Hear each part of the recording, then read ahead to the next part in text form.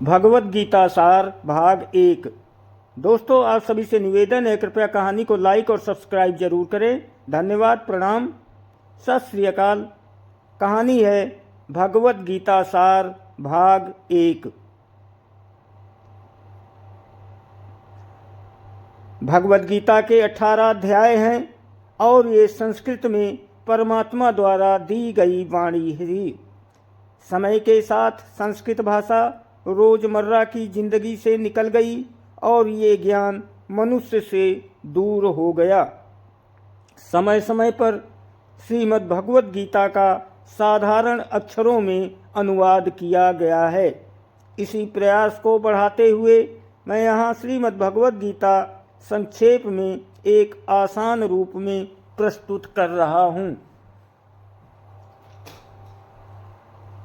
ये ज्ञान परमात्मा ने भगवान श्री कृष्ण के द्वारा सबसे बड़े धर्म युद्ध महाभारत की रणभूमि में कुरुक्षेत्र में अर्जुन को कुछ 5000 साल पहले दिया था।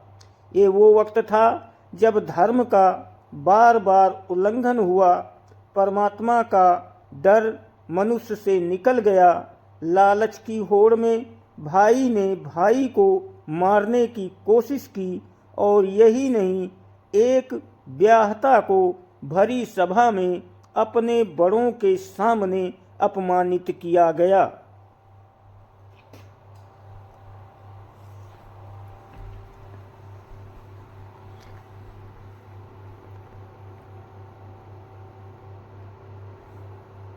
इससे पहले कि मनुष्य जाति धर्म युग से निकलकर पूर्ण रूप से कलयुग में जाति युद्ध की रणभूमि में युद्ध से कुछ पहले परमात्मा ने गीता को भगवान के कृष्ण के द्वारा मनुष्य जाति के कल्याण के लिए गीता पर परमात्मा द्वारा दी गई एक किताब ही नहीं, परमात्मा की वाणी है, जो किसी एक धर्म के लिए नहीं बल्कि पूरी मनुष्य जाति के लिए है, पूरी इंसानियत के लिए है, सब आत्माओं के लिए है। क्योंकि ये आत्मा को परमात्मा के बारे में, उसकी सृष्टि के बारे में और सबसे अहम ये उन कायदों के बारे में समझाती है जिनका आत्मा को मनुष्य के रूप में हर हाल में पालन करना होगा, रक्षा करनी होगी। और इन्हीं कायदों की बुनियाद पर एक आत्मा को शरीर त्याग करने के बाद परखा जाएगा और इसी परीक्षा से पास होने पर हमेशा के लिए इस जन्म और मृत्यु से मुक्ति मिलेगी।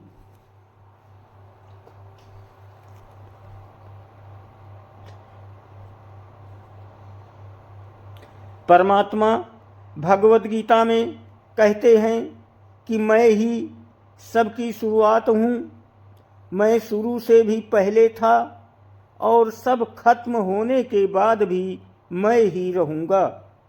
सब मुझ में हैं और मैं सब में हूँ। जो भी तुम छू सकते हो, देख सकते हो, चख सकते हो या सुन सकते हो, वो सब मैं ही हूँ। पहाड़, सूरज, चांद, ग्रहण, चांद, सितारे सब मैंने ही भगवान, शैतान, राक्षस और इंसान बनाया है। मैं सर्वव्यापी हूँ, सब में रहता हूँ, सब में हूँ, मैं ही हूँ, मैं ही ब्रह्म बनकर सब बनाता हूँ और रुद्र बन के सब नष्ट कर देता हूँ। मैं ये सृष्टि यूं ही बनाता और तोड़ता रहूँगा ताकि आत्माओं को मौके मिल सके इस जन्म और मृत्यु से मोक्ष पाने को, हमेशा के लिए परमात्मा के साथ रहने को।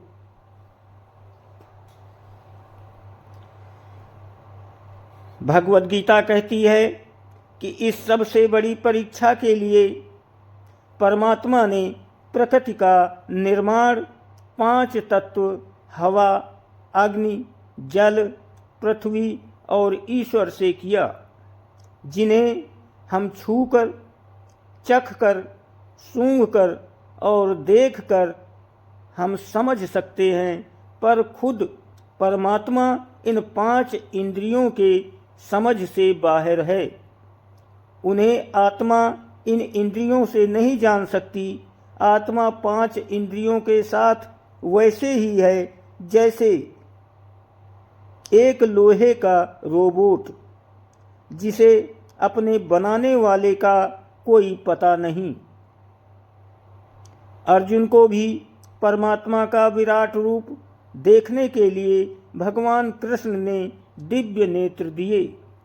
भगवद गीता समझाती है कि आत्मा अजन्मी है, इसे कोई मार नहीं सकता, कोई जला नहीं सकता, कोई डुबा नहीं सकता, इसे काट नहीं सकता, लेकिन आत्मा को परमात्मा के साथ हमेशा रहने के लिए ये परीक्षा रूपी जीवन में बैठना ही पड़ेगा।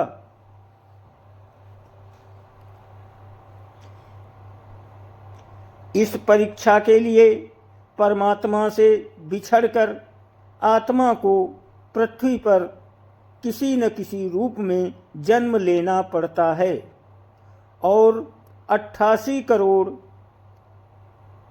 84 करोड़ योनियों में जीने और भोगने के बाद एक आत्मा को मनुष्य का शरीर और दिमाग मिलता है। इस सबसे बड़ी मर्यादाओं की परीक्षा में बैठने के लिए हर मनुष्य को इस पूरी परीक्षा के दौरान तरह तरह की अच्छी और बुरी भावनाओं के चक्रव्यूह में अपने ही भाई बहन और मित्रों के साथ डाला जाता है, जिसमें हर आत्मा को अपने अंदर के तामसिक और राजसिक अवगुणों से निकलकर सात्विक जीवन में प्रवेश करने के मौके मिलते हैं।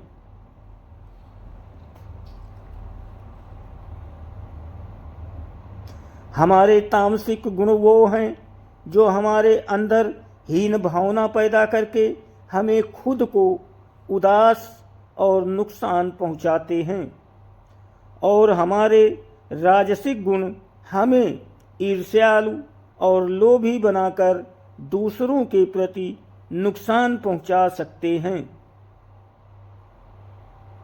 इस परीक्षा के दौरान हर आत्मा को तामसिक और राजसिक गुणों को खत्म करके अपने सात्विक गुणों से परिचित होना पड़ेगा।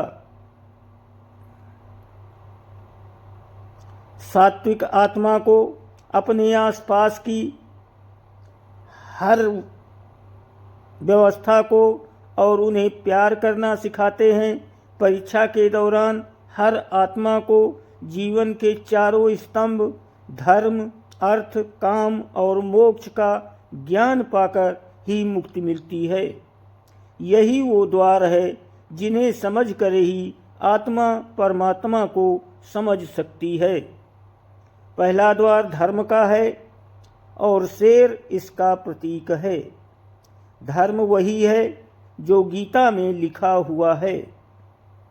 धर्म वही है जो धारण किया हुआ है, जिसे आपका दिल मानता है, जैसे झूठ नहीं बोलना, चोरी नहीं करना, भगवान का निरादर नहीं करना, दूसरों को नुकसान नहीं पहुंचाना, यही सब धर्म है।